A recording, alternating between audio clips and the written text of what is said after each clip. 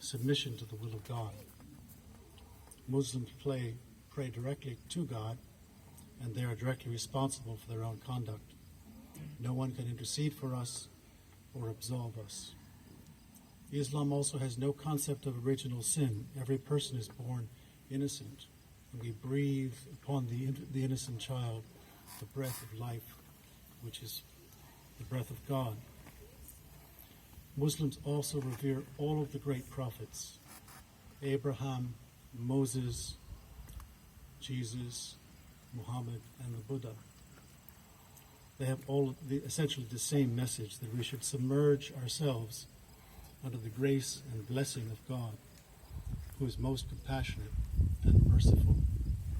We say peace be upon them, to be respectful and grateful, because all prophets ask us to place our faith in the one God.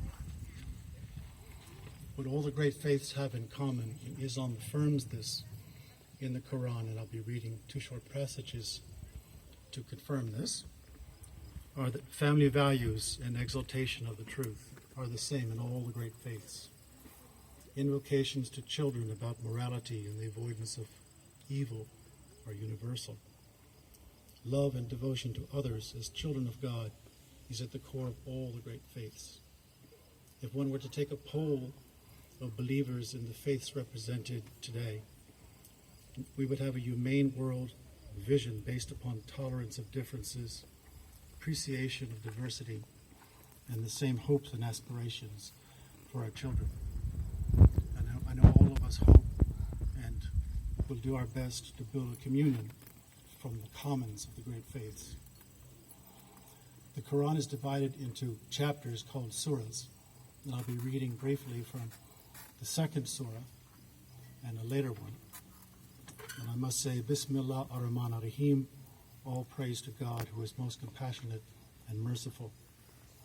From surah number 2, verse 136.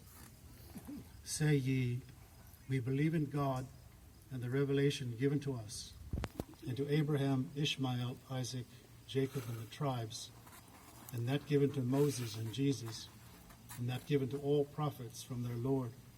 We make no difference between one and another of them, and we bow to God in Islam. And from the later surah, number 49, verse 13, O mankind, we created you from a single soul, male and female, and made you into nations and tribes, so that you may come to know one another.